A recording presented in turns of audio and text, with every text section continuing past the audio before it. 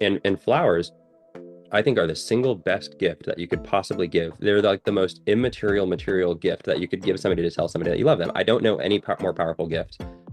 Today, I'm joined by Michael Jacobson, the owner of LA's largest flower shop, French Florist.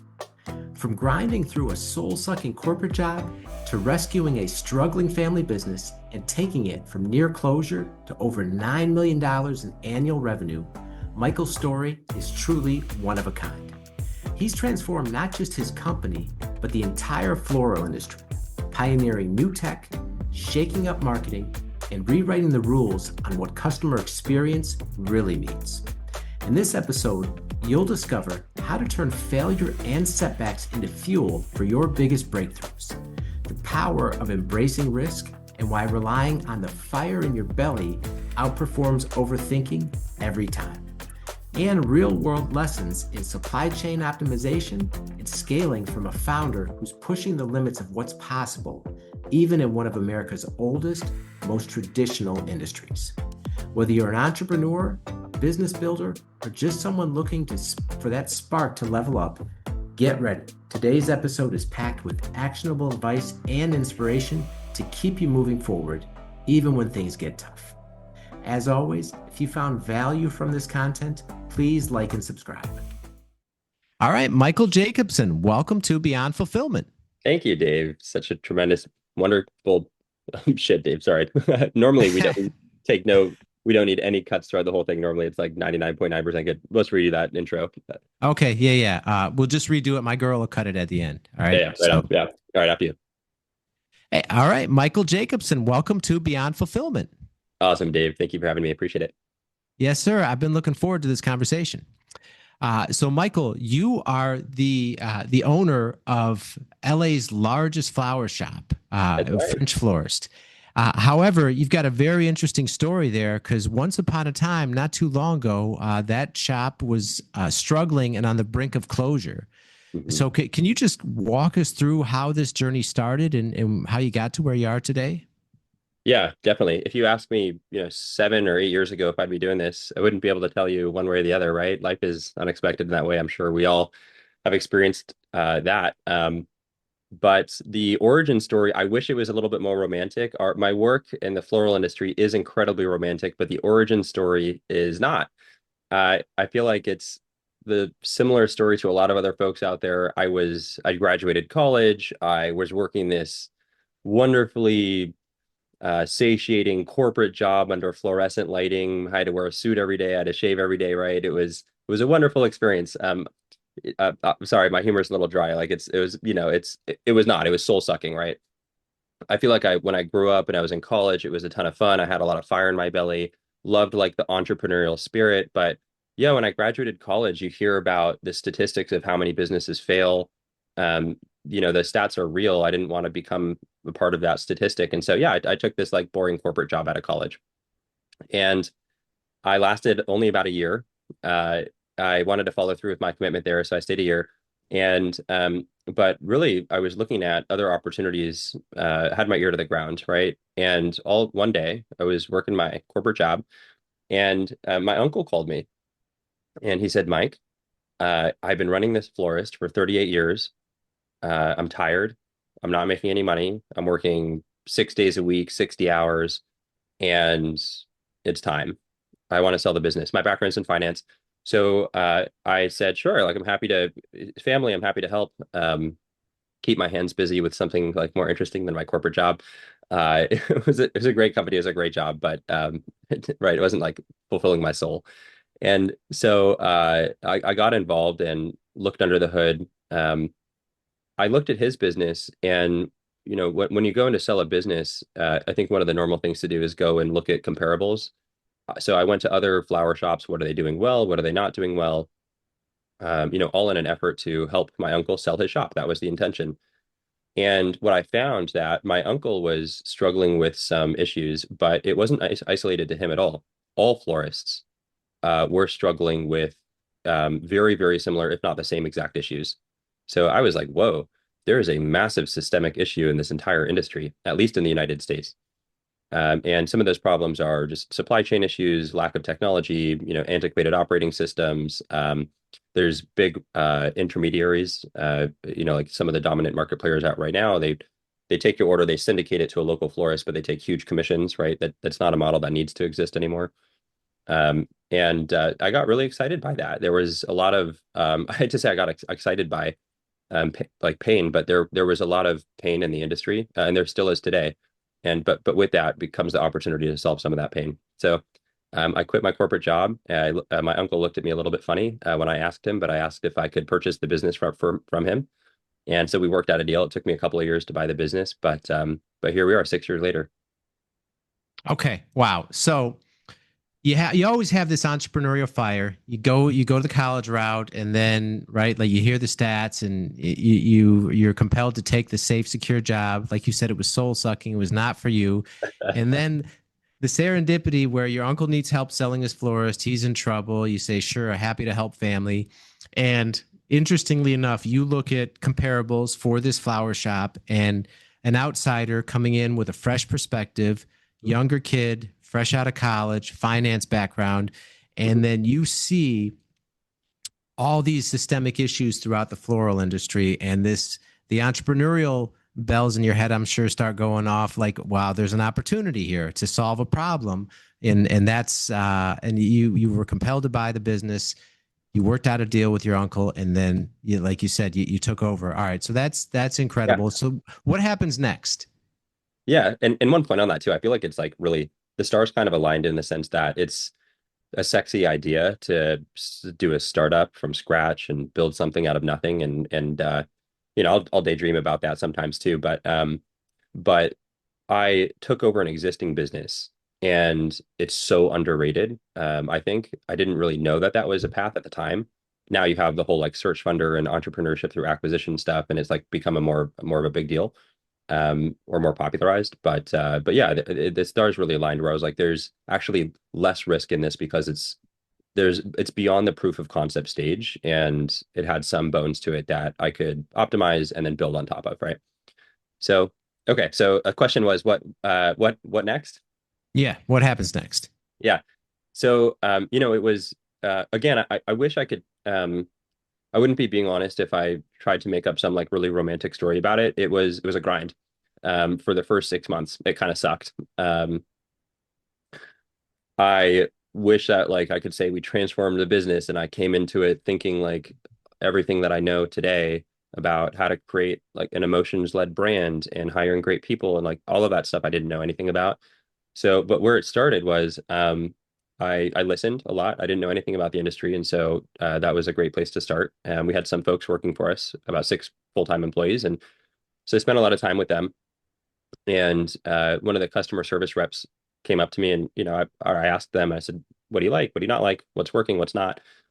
And she told me, "Well, the phone system. It's really hard for me to hear other people on the phone, and they can't hear me either. Our phone system sucks." I'm like, "Okay, cool. That's a really easy lift. Like, I can win some brownie points with the folks. Like, here's this like new kid who's coming in, who's like family and like probably entitled to run the like, I don't know all of those things where because it's family business, right? Did I really earn my spot to come in and help the business?" So I'm like, okay, I need to win them over like the real way and show them that I'm here to create value and to hopefully make their lives a little easier. So we I looked at the phone bill. I'm like, shoot, we don't have any money to spend on stuff, but I looked at the phone bill. We're spending $13,000 a year on our phone bill.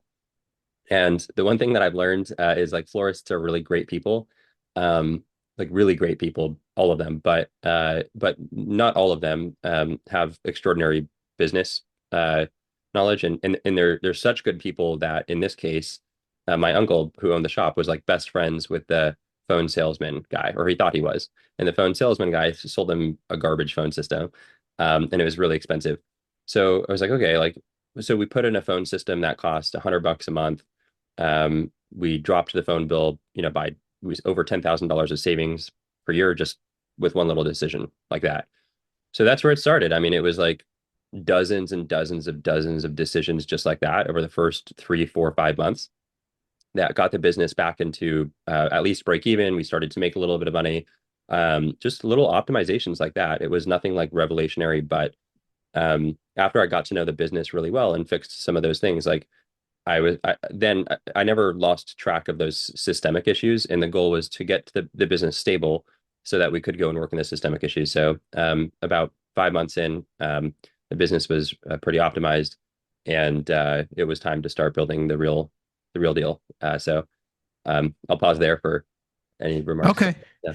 All right, so basic stuff, right? You're just looking at all the expenses, making sure they're optimized, and getting feedback, of course, from the people working in the business, very important. And one question too. So clearly, I saw these systemic issues, and you were excited about that, and we'll get into what those are. But coming in as an outsider, a young kid, pretty much straight out of college, and then on top of that, really knowing nothing about the floral industry. Mhm. I mean, what was that like for you in terms of walking in there? Did you have these kind of these? It sounded like you maybe thought it would go a lot smoother than it did. Yeah, there were ups and downs for sure.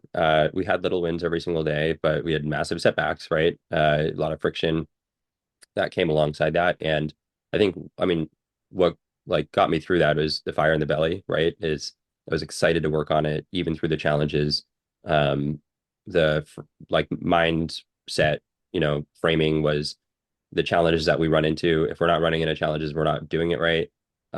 When we run into challenges, those are the points of like learning and that they should be leaned into. And like it's great information that's coming to us that allows us to figure out, what direction to follow and what path we should go down. So they were embraced, despite like it being frustrating and all the emotions that come along with that. There was a recognition, like a higher order recognition, if you will, of um, like this feels right. So I wish I could say that it was purely rooted in logic, like we are humans, right? But it just the flowers, I liked flowers. I wouldn't be able to tell you why at the time, but I liked them, and that was like enough for me. I was like, there's something special about this industry, and that's enough for me to get involved with it. So it was everything. It was like the opportunity. Don't get me wrong, the financial opportunity was definitely there to help turn around the business and grow something, but like there just was something that was a little bit larger than life, where the the the leading market player in our industry is 1-800-Flowers, and like I'm not we're here to make the greatest company that we can.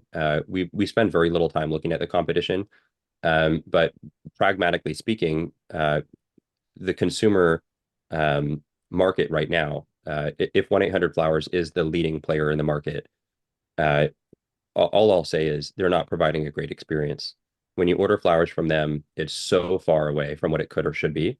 And so we thought that it would be interesting to take a swing at like, hey, I think that we can do this better. And I'm not talking about 5, 10, 15% better. I think we could do this like 300 times better, an order of magnitude better.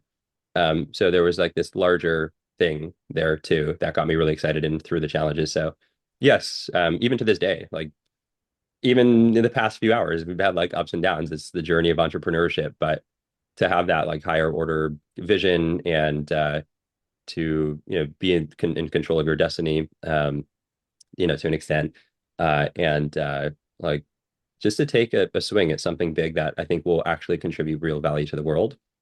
That it's gotten me through any ups and downs. Okay. Yeah, I love that. And I'm sure so many entrepreneurs listening can relate to that. Like you had that fire in the belly and you didn't.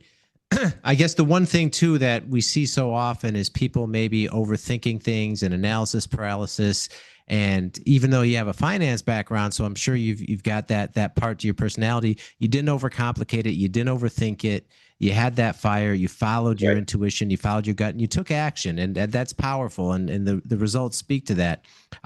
So okay, so 5 months in, you've got all these various parts of the business optimized, so to speak, where you can then focus on these systemic issues you mentioned earlier. So talk Mhm. about that scaling process and how you took this flower shop that was losing money when you took it over and you turned it into the largest flower shop in the city of Los Angeles. Yeah, definitely. I think we're very close to the largest florist in the country. I think it's just a matter of time right now. We have a few more shops that are opening, but yeah, we just for a reference point, the average flower shop does around $350,000 of revenue in the U.S. There's tens of thousands of florists out there. 99.9% of them are single unit owner operator, mom and pop. It's a very fragmented industry. Nobody's really been able to come in and like consolidate it. So we don't really want to do like a traditional private equity roll up strategy, but and so we're expanding through we're expanding our corporate locations because the unit economics are great and it's good for us to be able to have that bottom line to continue to reinvest into the greater mission that we have. But our primary mode of expansion is through franchising. So all of this is context. I'll answer your question, and then so we have the average florist doing about 350K in revenue. We got our first location doing over 9 million in revenue out of one location. So how Oh, did we do how did we do that, right? That was solving systemic issues. well, that's massive. I mean, that's like what is that, 25 times the Yeah, average, something like that. So let's just talk about that. Because if the average mom and pop, and that's what you took over, a mom and pop single unit florist, the average does 350K, and you turn that shop to into doing 9 million within a couple years. yeah. How does that happen? Yeah, I wish I had like a silver bullet answer to that. There were three major buckets of systemic issues. I kind of mentioned them earlier. The technology infrastructure sucks in the space. There was no technology that we could purchase or license that was out there. Like we looked at developing on Salesforce or Shopify, but like it wouldn't accomplish really what we wanted it to, especially on the back end. So we built our own proprietary tech. It allowed us to operate way more smoothly and allow our designers or florists, for example, to do a lot less administrative work and just focus on designing a lot of that kind of boring stuff. The financial infrastructure, like so all the operating technology and infrastructure work, that was like one systemic issue. No, all florists were operating with like papers flying around and fax machines. So like tech was a big part of it. The second aspect of it was marketing. So we built our own website, invested in like an incredibly strong, SEO, web architecture, foundational kind of level stuff. So adjacent to technology, but really kind of to when people are searching on Google, or now that's shifting to ChatGPT, or even like TikTok is becoming somewhat of a search engine.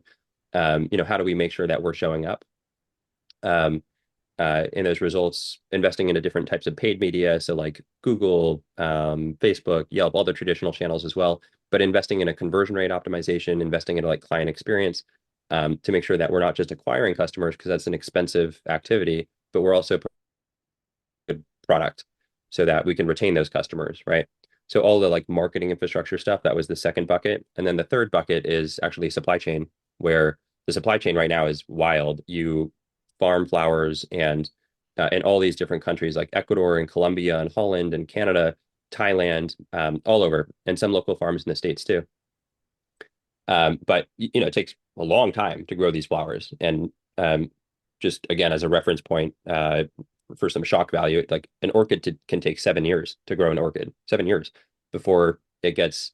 So once it's on the farm level, then it goes to a processor, then to a consolidator, then to a logistics agency in the country of origin, then it flies in an airplane, cold storage. You can ship them via freight, but we like to fly them to reduce the amount of time to get it to the client by a pretty considerable amount. And then it goes to the logistics agency in the receiving country, to a wholesaler, then to the retailer. We process the flowers again, create our magic with it, and then to the end consumer. That's an insane supply chain, right? So we're like, wow, that's kind of messed up. It's too many players. So as soon as the volume started to increase, we really looked at how can we source flowers directly from the farm. And so we cut out, a lot of those intermediaries, where not only are we getting way higher quality product because we're getting it from cut to our facility in a week sooner than what other florists are getting it, which translates to the consumer lasting at the consumer's house for an extra week. Um, not only are we getting way higher quality product in terms of the vase life, but we're also getting it at a better price um, because we're cutting out intermediaries. And so we could take that additional margin, reinvest it into other activities like tech, like marketing, like client experience, but also deliver a higher quality result too. So there wasn't any silver bullet. It wasn't any one thing. It was like building all of the things that tackled each of those three buckets. And there's a few other smaller things too, but those were the huge main leverage points that we had. And just by kind of relentlessly focusing on those three major like systemic issues, um, again, nothing revolutionary, just kind of stuff that made sense. We went from doing, losing money to profitable, doing about 600K in revenue to I think it was like 1.4 million the next year to 3.6 to 7, yeah, and all the way up to I think 9.6 in 2023 out of our one location. And then we started to open a couple more locations to test if what we were doing was beginner's luck or if we really had something real. So we opened a couple more locations. The first one did about 900K in revenue in the first year. Next one did about just shy of like 1.2 million in its first year, and have continued to grow a lot. And so um, I'll pause in a sec here, but where we're at today is we were like, okay, what are we doing here? Like we've clearly solved some systemic issues. The market has been receptive to our offering.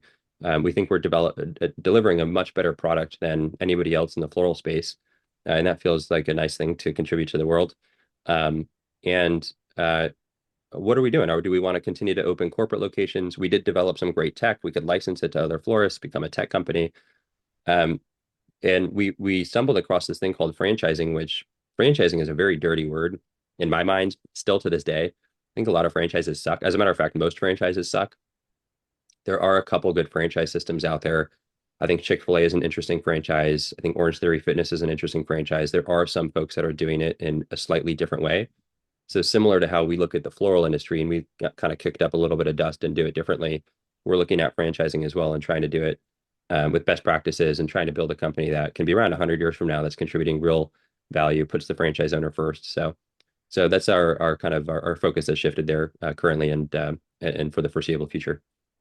Okay. Wow. Yeah. And so you mentioned those systemic issues and how you solve them. And it's hearing you explain all that is kind of mind blowing because an industry like the floral industry has been around so long and it's such a big part of everyone, especially, I mean, us men are always Mhm. getting flowers for the women in our lives, and at so many levels flowers are a part of it. And so hearing you talk about these systemic issues and these problems and no one like the supply chain issue, I don't know how many touches that was, 12 maybe. That's a lot. um yeah, Yeah. and no one had solved that, and you came in and look at the impact you made on a single unit location, and how you scaled that with just these changes, and now you're expanding. I just want to dial in on one other part of that too, because I'm sure everyone listening, no matter what they do, can relate to the customer experience of buying flowers, where you Mhm. want to have something online and you look and they give you a low price, and by the time you check out, it's like three or four times that, and then That it may sucks. or may not get there on time and whatever. But can you talk about what you did to solve the customer experience of buying flowers?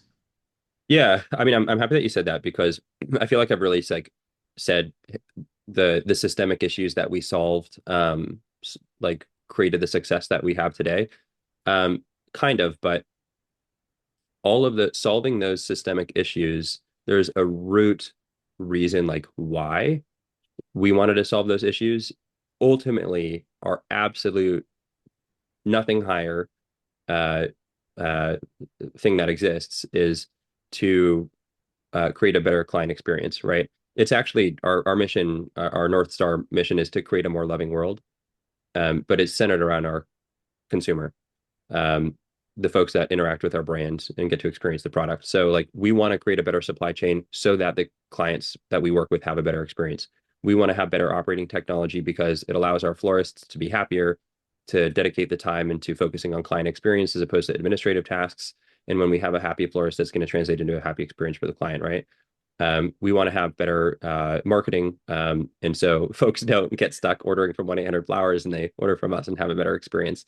And so everything is at service of the client experience. Like that is really the root of like every decision that we make really is rooted around the client experience.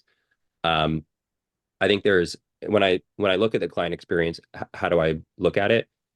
I think that there's two ways of looking at it that layer on top of each other. The first is you have to offer a good product. We have to have a good supply chain. We have to have a good customer service experience. We have to have a good experience overall. Um, but that's not great, right? Like that's table stakes. You can make a good company from doing all of those things good. Um, so that's the foundation. And it's like I don't know if it's just by nature, we're pretty restless. We want to continue to innovate, even if we do become the number one florist. Um, that's not really the goal. The goal is to like just continue to enhance the client experience. We're not going to stop there, right? And so there is this, again, this like higher order thing where it becomes a little bit more emotional, and it's how do we take it from good to great? And that's a little bit where branding has come in for us. Like we deliver a good product, and um, what I mean by that here, I'll give you like the tactical, exactly how we look at who we are as a company. Um, if you take the culture for what it exists today in America, our name is French Florist. We borrow a lot of thinking from the European way, okay? But we operate in America. And if you look at American culture, we buy flowers for occasions. Happy birthday, happy anniversary, congratulations, even if it's for something sad, like somebody died and you want to send your condolences, right? There's all of the occasions and all of them are beautiful. What you're telling when you buy somebody flowers, what you're telling them that you're thinking about them, that you care about them, and that you love them. So at the root, flowers are a way to tell somebody that you love them. And there's all different types of love. There's romantic love, but there's all different types. There's family, there's friendship, there's uh, you know, I want to say thank you to my administrators or the teachers that are teaching my kids, right? Like all different sorts of very pure forms of love. If your business is an e-commerce brand, this message is for you. Logistics can make or break you.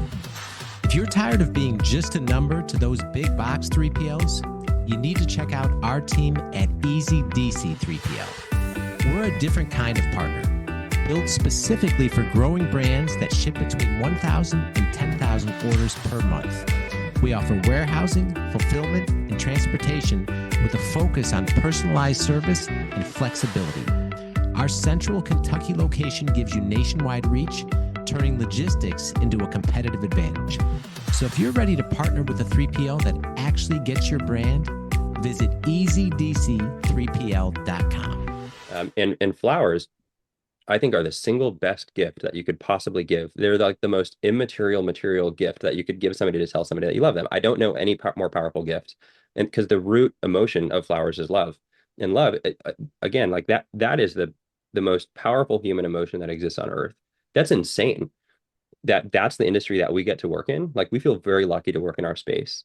And we understand the weight of when somebody gives flowers to somebody else, that it's not like something that should be treated without care or weight.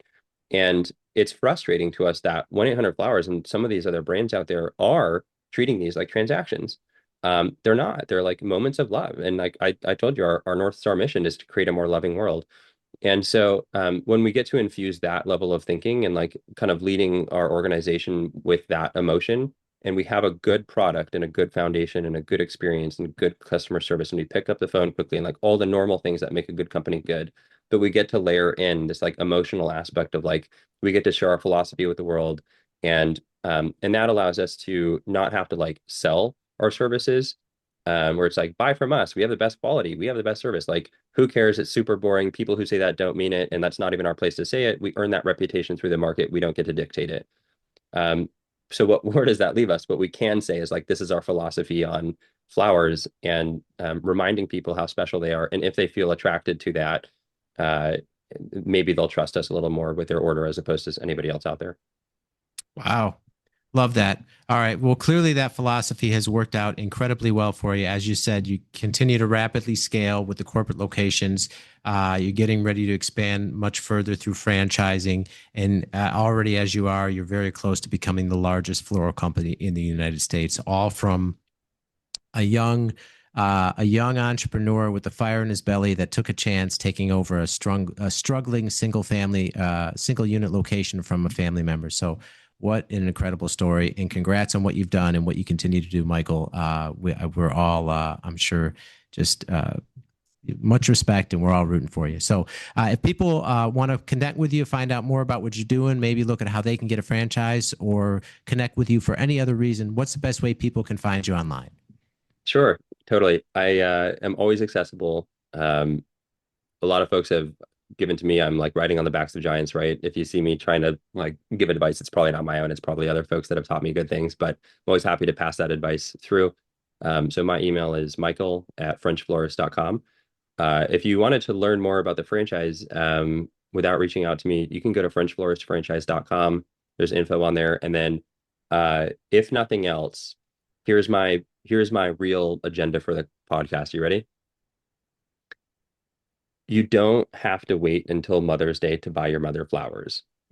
And you can replace mother with your friend, your girlfriend, your whoever it is, anybody. You don't have to wait until a special occasion. As a matter of fact, I'd go so far as to say that if you gift somebody flowers on a random Wednesday or a random Thursday for no reason at all, that's going to drive the highest impact compared to waiting for like this like Hallmark holiday that feels like an obligation, right?